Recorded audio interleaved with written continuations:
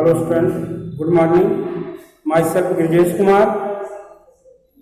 Dear student, आज हम लोग पढ़ेंगे कक्षा 9 की चैप्टर 2 का भारत का स्वरूप, ज्योग्राफी का भारत का स्वरूप। इसके पिछले वीडियो में हमने डिस्कस किया था कि टेक्टोनिक प्लेट क्या होती है। हमने देखा कि जब हम भारत की बात करते हैं तो देखते हैं जो भारत का लैंडफॉर्म है, जो भारत का भूभाग है, वह अनियमन है।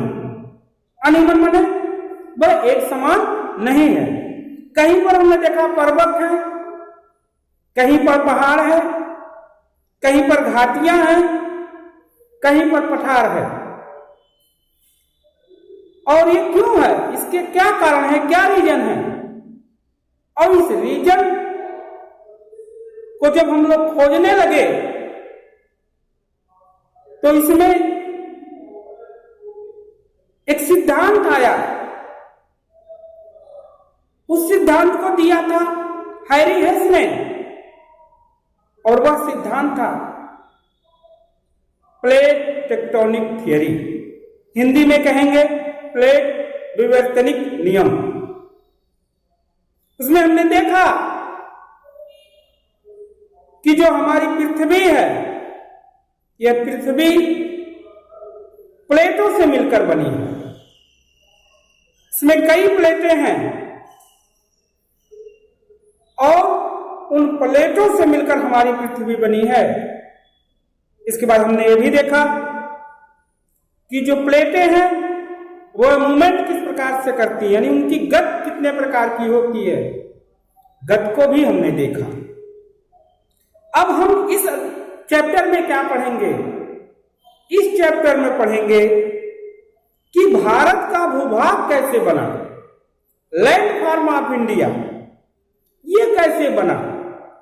वहां तो हम पूरी पृथ्वी की बात कर रहे थे कि उसमें 7 बड़ी प्लेटें हैं और अन्य छोटी छोटी प्लेटें हैं, लेकिन हमें देखते हैं कि जो हमारा भारत है वह किस तरह से अलग हुआ।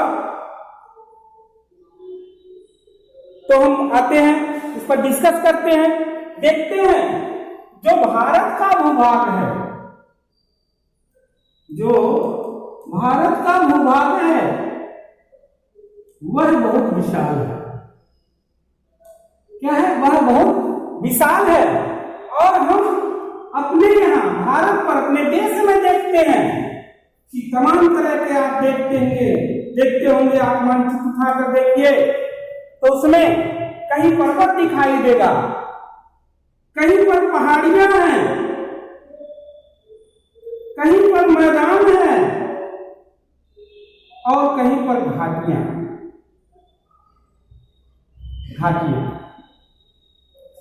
इस तरह से उसके फिजिकल फीचर्स हैं, उसके भौतिक स्वरूप हैं। आखिर में ये क्यों है? इसका रीजन हम लोग देखते हैं, कारण जानते हैं। तो इसके 2 कारण हैं। जो पहला कारण है वह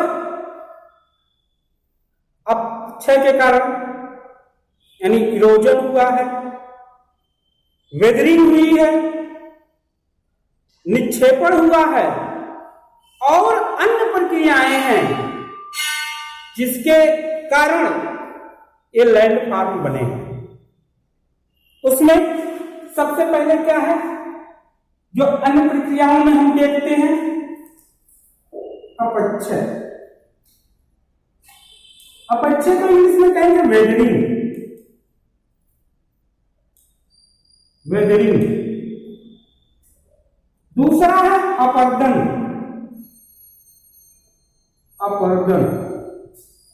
इसको इंग्लिश में कहेंगे इरोजन। और तीसरा जो है वह है निक्षेपण। वो क्या है? निक्षेपण है। ठीक है, वो क्या है? निक्षेपण है। अब हम लोग देखेंगे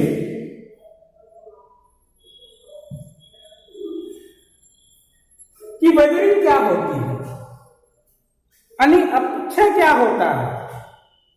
जब कोई चट्टान, अपक्षय की डिफिनेशन देख लो या समझ लो कि अपक्षय और अपर्दन में क्या अंतर होता है। ये भी पूछ देता है कि आप अपक्षय से क्या समझते हैं या अपर्दन से क्या समझते हैं। तो अपक्षय का मतलब ये होता है वेदरिंग का, जब कोई रॉक, जब कोई चट्टान अपनी जगह पर ही टूटती है रासायनिक या भौतिक क्रियाओं से, तो उसे हम क्या कहते हैं, वेदरिंग कहते हैं। यानी कि जब कोई चीज ज्यादा मूवमेंट न करते हुए एक ही जगह पर जब उसमें घिसाव होता है, तो उसे हम क्या कहते हैं, वेदरिंग कहते हैं, यानी अपक्षय कहते हैं। जैसे मान लीजिए आप मिट्टी ले लीजिए, अब यहां पर आपने देखा ये मिट्टी है, मिट्टी का टुकड़ा है। जब मिट्टी ये आपस में एक ही जगह इस तरह से घिसाव करके, इसमें ये घिसाव हो रहा है ना, इसमें ऐसे घिसाव होकर कोई बड़ी मूवमेंट न होते हुए भी धीरे धीरे ये घिसाव होकर इसका क्षरण हो रहा है, तो उसे हम क्या कहेंगे, वेदरिंग कहेंगे, यानी उसे क्या कहेंगे, अपक्षय कहेंगे। ठीक है ना। और अपर्दन किसे कहेंगे, जब यही मिट्टी भौतिक या रासायनिक क्रियाओं से इसमें टूट पड़ जाता है, ये आपस में इस तरह से टूट जाती है, दो टुकड़ों में टूट जाती है, तो उसे हम क्या कहेंगे, अपर्दन कहेंगे। यानी जब कोई चट्टान एक ही जगह पर धीरे धीरे जब उसमें घिसाव होता है, तो उसे हम वेदरिंग कहते हैं। और जब कोई चीज रासायनिक और भौतिक प्रक्रियाओं के द्वारा उसमें ब्रेक हो जाता है, यानी टूट जाता है, तो उसे हम क्या कहते हैं, अपर्दन कहते हैं। क्लियर हो गया, आप समझ गए अपक्षय किसे कहते हैं और अपर्दन कहते हैं। बच्चे क्वेश्चन पूछे थे तो इसको ध्यान से सुन लीजिए। वेदरिंग और इरोजन में यही डिफरेंसेस है। दोनों का काम होता है क्षरण, दोनों का काम होता है क्षरण, लेकिन जब ये अपनी जगह पर इसमें घिसाव हो तो उसे कहेंगे अपक्षय। जब इसमें ब्रेक हो जा, डाउन हो जा, टूट के अलग हो जा, तो उसे हम क्या कहते हैं, इरोजन। क्लियर है। अब हम आते हैं तीसरी चीज को देखते हैं, निक्षेपण क्या होता है। निक्षेपण,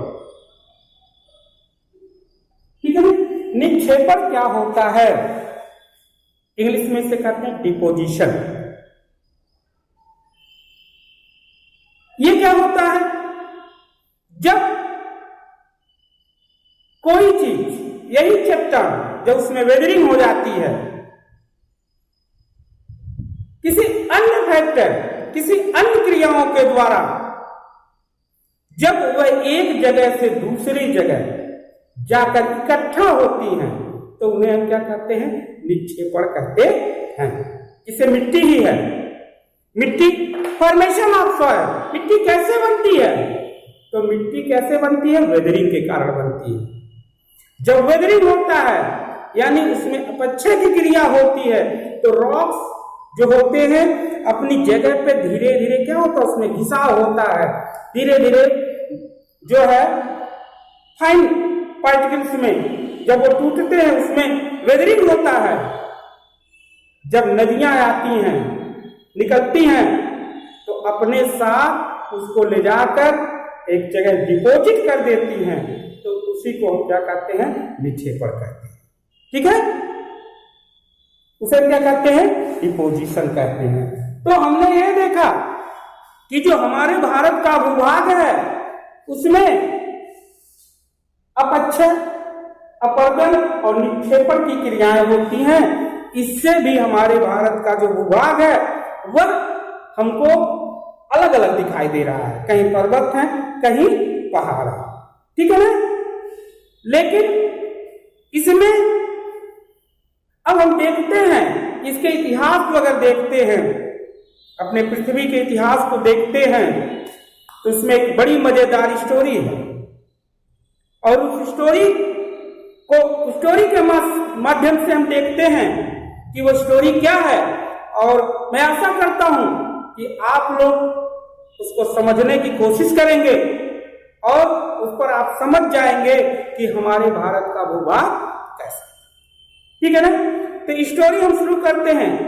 story of Pangaea and Panthalassa. जो स्टोरी का शीर्षक है वह क्या है? Pangaea and Panthalassa. तो हम देखते हैं पेंजिया क्या है, हम देखते हैं कि यह पेंजिया क्या है, ठीक है ना। और इसको हम कहते हैं पेंजिया, और जो है पैथालासा के पहले हम समझ लेते हैं कि यह किससे रिलेटेड है, ठीक है ना। चलिए हम देखते हैं, एक भूगोल शास्त्री थे जिसका नाम था वैगनर। वैगनर ने एक सिद्धांत दिया, उस सिद्धांत का नाम हुआ महाद्वीपीय विस्थापन सिद्धांत। आपसे पूछ लेगा कि महाद्वीपीय विस्थापन सिद्धांत किसने दिया, तो ये दिए थे वैगनर महोदय, ठीक है ना। और उस सिद्धांत में क्या कहा गया, और वही आपकी स्टोरी है, और उसी के अनुसार हम लोग जो है इस स्टोरी को सुनते हैं। चलिए देखते हैं। वैगनर महोदय ने कहा कि जो पूरी हमारी पृथ्वी थी वह एक स्थलखंड था। जो हमारी पृथ्वी थी वह एक ही स्थलखंड था, और यह कार्बोनियस युग में था।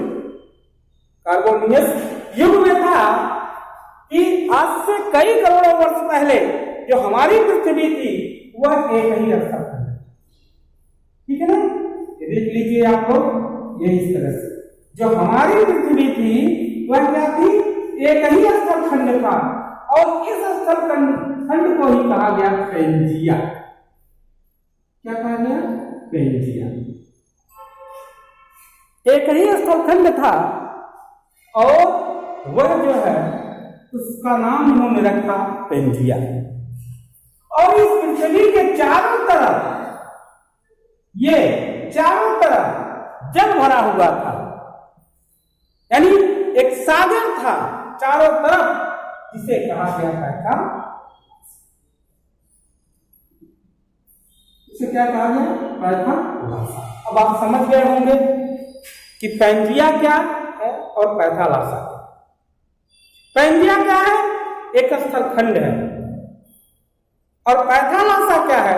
उसके चारों तरफ जो जल घिरा हुआ था, यानी सागर कहा गया, उसे हम क्या कहेंगे? पैथालासा कहेंगे। बात आती है कि पेंजिया का अर्थ क्या होता है। ये भी कभी कभी पूछ देता है कि पेंजिया का अर्थ क्या है। तो पेंजिया का अर्थ होता है सभी द्वीप, सभी द्वीप, ठीक है। सभी द्वीप, यानी द्वीप मीन्स क्या? जो चारों तरफ से ऐसा लैंड मास जो चारों तरफ से जल से घिरा हो, उसे हम क्या कहते हैं? द्वीप कहते हैं। तो पेंजिया मतलब सभी द्वीप, माने सभी द्वीपों का एक समूह, एक ही स्थलखंड था, और उसके चारों तरफ क्या था?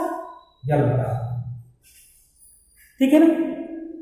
अब यह स्थलखंड था, तो उत्तर वाला जो पार्ट था, ऊपर वाला पार्ट, उसे कहा गया अंगारा लैंड, अंगारा लैंड। और जो दक्षिण वाला पार्ट था उसे कहा गया गोंडवाना।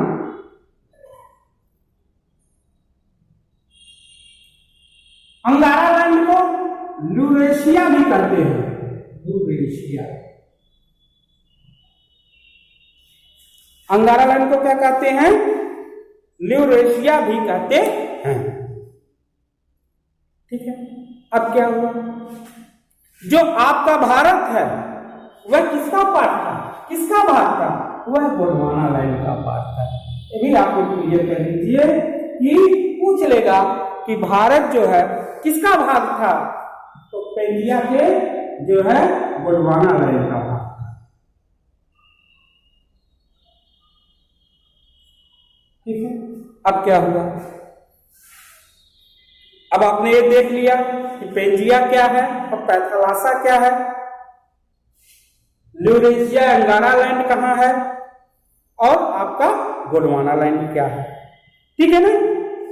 अब हम देख लेते हैं जो दक्षिण वाला भाग था जिसे हम गोंडवाना लैंड कहते हैं, उसमें भारत, ऑस्ट्रेलिया, दक्षिणी अमेरिका ये सब पार्ट आते हैं। ठीक है ना। उसमें जो गोंडवाना लैंड था इसमें भारत, ऑस्ट्रेलिया, दक्षिणी अमेरिका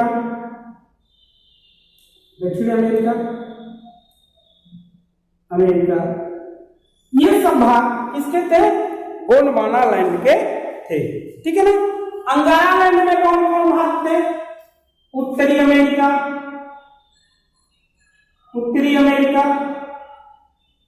यूरोप और एशिया के कुछ पार्ट, ये क्या था, अंगारा लैंड में। आपसे कह देगा, ऑब्जेक्टिव टाइप क्वेश्चन देगा तो इसमें से पूछेगा कि इनमें से कौन अंगारा लैंड का भाग नहीं था, तो उसमें जो है आपके 3 दे देंगे कि उत्तरी अमेरिका, यूरोप, एशिया, और एक उसमें डाल देगा ऑस्ट्रेलिया, और आपसे पूछेगा इसमें से बताइए अंगारा लैंड में कौन सा पार्ट नहीं था। तो आपको पता होना चाहिए कि कौन कौन से भाग अंगारा लैंड में थे और कौन कौन से भाग गोंडवाना थे। यहां तक कोई दिक्कत। चलिए अब हम लोग देखते हैं कि जो यह पेंजिया था, यह पेंजिया संवहनीय धाराओं यानी कन्वेंशियल फोर्स करंट के नाते कई टुकड़ों में क्या हो गया, विभाजित हो। जो कन्वेंशियल करंट थी उसमें क्या होता है, यह जो है कई टुकड़ों में क्या हो गई, विभाजित हो गई, और जिसमें भारत, ऑस्ट्रेलिया जो प्लेट थी वह गोंडवाना भूमि से अलग होकर उत्तर दिशा में प्रवाहित हुई। ठीक है ना। ये क्या हुआ, उत्तर दिशा में प्रभावित होने लगी, और उत्तर दिशा की ओर प्रवाह के फलस्वरूप प्लेट अपनी से अधिक बड़ी यूरेशियन प्लेट से जाकर टकरा गई। ठीक है ना। जिसके कारण इस दोनों प्लेट के मध्य में एक थेसिस भू अग्नि का निर्माण हो गया और पर्वतीय श्रृंखलाएं बन गई। ठीक है ना। अब देख लेते हैं, यह पेंजिया है। ठीक है ना। यह पेंजिया में क्या हुआ, यह पेंजिया कई टुकड़ों में विभाजित हो गया कन्वेंशियल करंट के नाते, यानी संवहनीय जो धाराएं हैं उनके नाते ये क्या हुआ, ये कई टुकड़ों में विभाजित हो गया। अब हम बात ये जानते हैं कि संवहनी धाराएं क्या होती हैं। हम देखते हैं कि जो हमारी अर्थ है वह 3 लेयर से मिलकर बनी है, यानी जो इंटरनल यानी जो अर्थ का जो इंटरनल पोर्शन है, जो आंतरिक संरचना है, वह 3 लेयर से बनी है। पहले तो हम कहते हैं क्रस्ट, उसके बाद मेंटल, और उसके बाद क्या है, कोर। उसके बाद क्या है, कोर है। और आप जानते हैं कि जो कोर है उस पर प्रेशर बहुत ज्यादा है और उसका टेम्परेचर भी बहुत ज्यादा है। तो प्रेशर और टेम्परेचर के नाते वहां जो मटेरियल हैं वह लिक्विड से गैस फॉर्म में आ जाते हैं।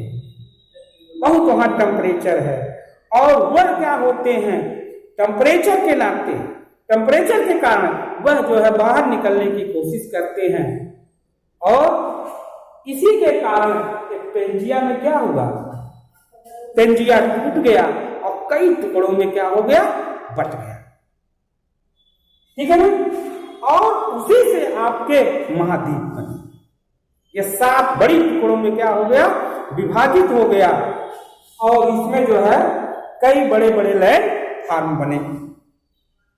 और इसी के परिणाम स्वरूप यानी जो संबंधित जो कन्वेंशियल करंट है, कन्वेंशियल करंट के तरह जो ये भारत और ऑस्ट्रेलिया का पार्ट था, यह क्या हो गया, यह गोंडवाना भूमि से अलग हो गया। और जब यह गोंडवाना भूमि से अलग हो गया तो यहाँ आपने देखा जो यूरेशिया प्लेट है, यह बहुत भारी प्लेट है और यह गोंडवाना प्लेट से अलग जब हो गया ये भारत और ऑस्ट्रेलिया का पार्ट, यानी तब ये उत्तर की दिशा में गया, उत्तर की दिशा में चलने लगा क्योंकि कन्वेंशियल करंट थी, उसके नाते यह उत्तर की दिशा में जब गया और यह छोटा और वो क्या था, बड़ा प्लेट। जब इस प्लेट से जाकर यहां से टकराया ये भारत जो भारतीय प्लेट जब जाके यूरेशियन प्लेट से टकराया, एशिया यूरोप की प्लेटों से टकराया, तो यहाँ क्या हुआ, यहाँ पर इस अग्निट का जो है एक रूप धारण कर लिया और वह बल के कारण वहां पर जब कोई चीज टकराता है, इस पर ऐसे कोई चीज टकराता है तो क्या होता है, ऐसे कोई चीज एक दूसरे से आकर टकराएगा तो इस तरह से इसे फोल्ड हो जाएगा। ठीक है ना। इस तरह से जब फोल्ड हो गया तो यहाँ पर्वत श्रृंखलाओं का क्या हो गया, निर्माण हो गया।